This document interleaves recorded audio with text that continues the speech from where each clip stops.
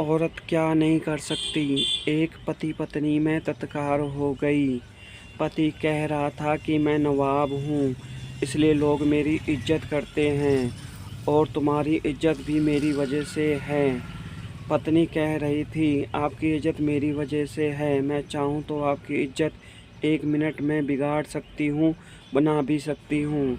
नवाब को तैश आ गया और बोला कि दिखाओ मेरी इज्जत बिगाड़ कर। बात आई गई हो गई। नवाब के घर रात को दोस्त की महफिल जमी थी। हंसी मजाक चल रहा था कि अचानक नवाब को अपने छोटे से बेटे की रोने की आवाज़ आई। वो ज़ोर ज़ोर से रो रहा था और बेगम बुरी तरह उसे डांट रही थी। नवाब ने ज़ोर से आवाज़ देकर पूछा कि क्या हुआ बेगम, क्यों डांट रही हो? बेगम ने अंदर से कहा कि देखिए ना, आपका बेटा और खिचड़ी मांग रहा है, जबकि इसका पेट भर चुका है। नवाब ने कहा, थोड़ी सी और दे दो। बेगम बोली, घर में और भी लोग हैं, सारी इसको कैसे दे सकती हूँ। इतना सुनने के बाद पूरी महफिल शांत हो गई। लोग कानाफूसी करने लगे कि कैसा नवाब है, जरा सी खिचड़ी भी के लिए इसके घर में झगड़ा होता है।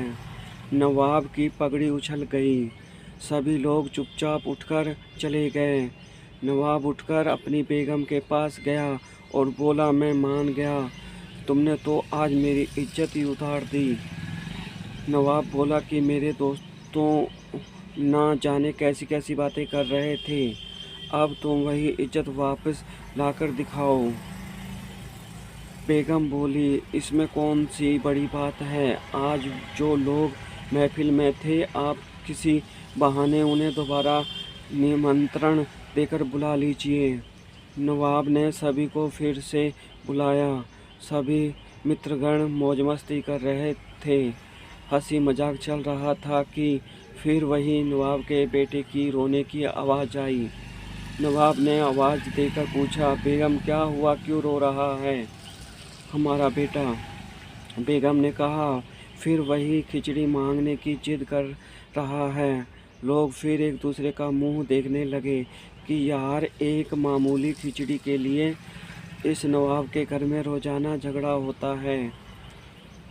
नवाब मुस्कुराते हुए बोला, अच्छा बेगम, एक काम करो, तुम खिचड़ी यहाँ लेकर आओ, हम खुद अपने हाथों से अपने बेटे को देंगे, वो मान जाएगा, और सभी मेहमानों को भी खिचड़ी खिलाओ। बेगम ने जवाब दिया, जी नवाब साहब। बेगम बैठक में आ गई और पीछे से उसका नौकर खाने का सामान सर पर रख आ रहा था।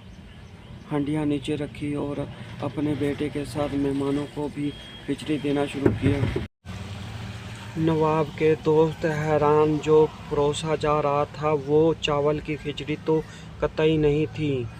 उसमें खजूर, पिस्ता, काजू, बादाम, किशमिश और गिरी समेत सभी मेवे थे जिनमें से बनाया गया था। वह खाने में बहुत लजीज था। अब लोग मन ही मन सोच रहे थे कि ये खिचड़ी नवाब के घर पे खिचड़ी बोलते हैं और मावा मिठाई किसे बोलते होंगे। बेगम के इतना करने के बाद नवाब की इज्जत को 4 चांद लग गए और नवाब की मालदारी की बातें करने लगे।